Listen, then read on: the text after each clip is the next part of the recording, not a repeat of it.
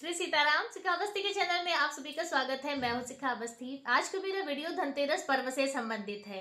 तो धनतेरस पर्व की सभी भाई बहनों को हार्दिक शुभकामनाएं। माता लक्ष्मी, भगवान कुबेर और धनवंतरी भगवान का आशीर्वाद आप सभी पर सदैव बना रहे। धनतेरस का पर्व प्रत्येक वर्ष कार्तिक मास के कृष्ण पक्ष की त्रयोदशी तिथि को मनाया जाता है। इस दिन भगवान विष्णु के 12वें अवतार माने जाने वाले भगवान धनवंतरी का प्राकट्य हुआ था। उनकी जयंती आज के दिन मनाई जाती है।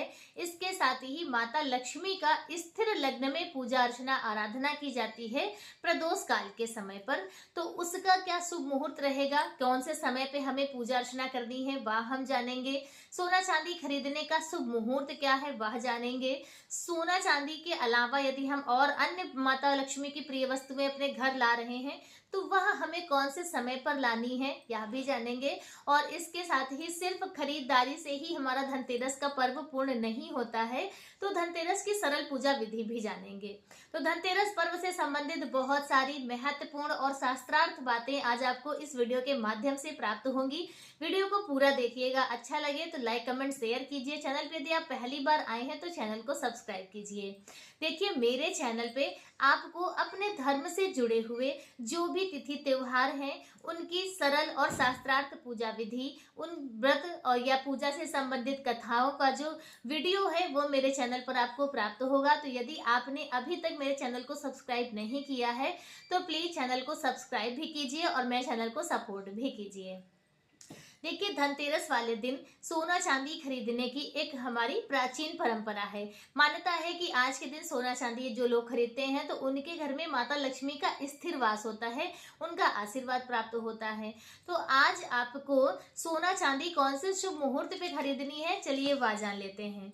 तो देखिए, सोना खरीदने का शुभ मुहूर्त 2 दिनों का है, क्योंकि इस बार त्योहार भी 2 दिनों के ही मनाए जा रहे हैं, 18 अक्टूबर और 19 अक्टूबर। तो यदि आप 18 अक्टूबर को धनतेरस का पर्व मनाएंगे और उस दिन आपको सोना खरीदना है तो आप दोपहर में 12:18 से 6:24 तक का समय आपको सोना खरीदने का बताया जा रहा है ज्योतिष शास्त्र के अनुसार। तो आप इस समय इस शुभ मुहूर्त पर सोना खरीदें।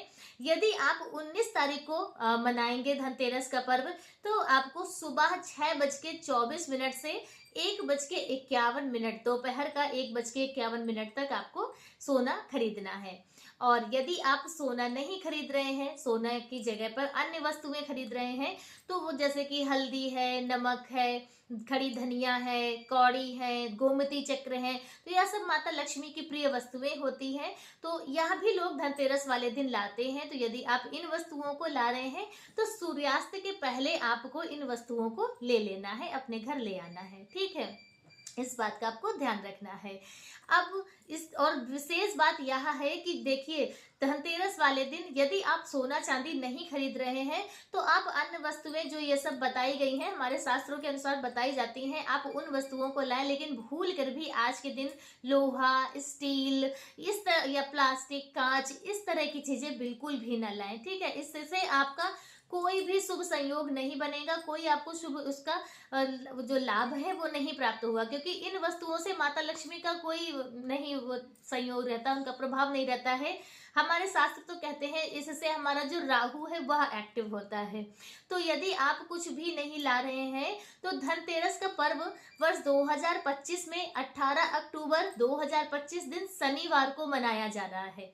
ठीक है, और शनिवार के दिन लक्ष्मी स्वरूपा जो झाड़ू है वह खरीदना बहुत ही शुभ माना जाता है। हम लोग ऐसे भी यदि झाड़ू लानी होती है तो शनिवार के दिन ही लाते हैं, और इस बार तो इतना शुभ संयोग है कि शनिवार के दिन ही हमारा धनतेरस का पर्व पड़ रहा है।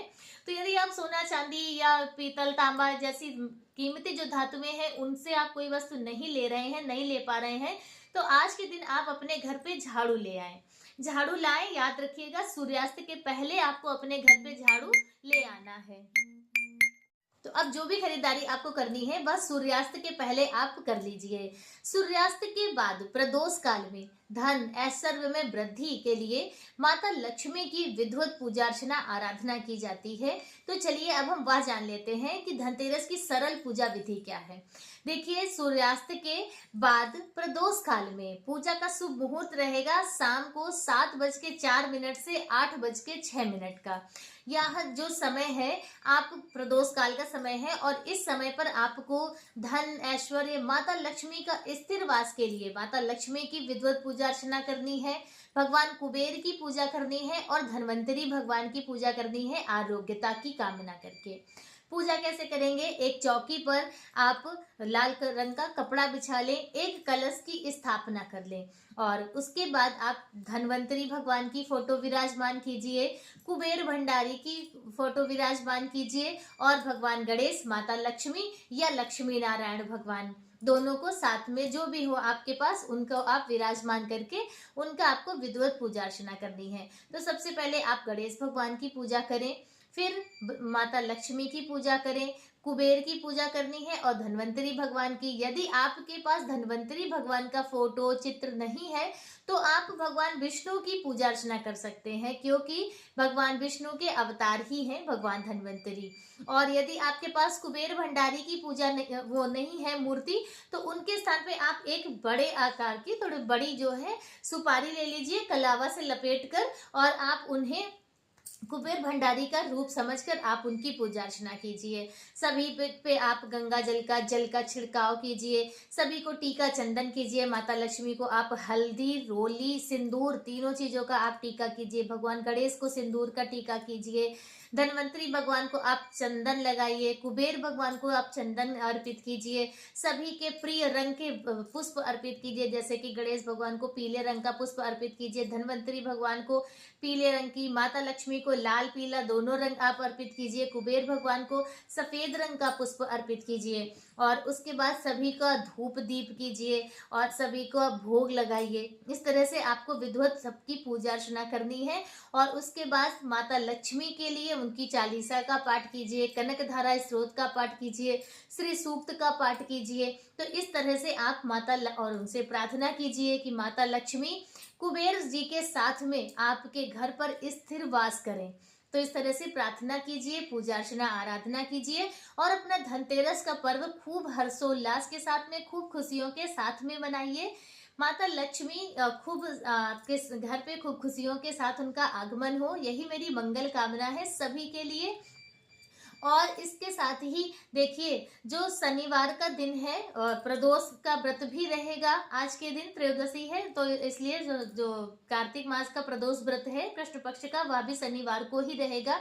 तो यदि आप व्रत करते हैं, नहीं करते हैं कोई बात नहीं, व्रत करते हैं तो बहुत अच्छी बात है, नहीं करते हैं फिर भी आज के दिन आप प्रदोष काल में भगवान भोलेनाथ की पूजा अर्चना आराधना जरूर कीजिए। और कहते हैं कि भगवान भोलेनाथ की कृपा प्राप्त करने के लिए आज के दिन आपको भगवान भोलेनाथ को दीप माला जरूर अर्पित करनी है।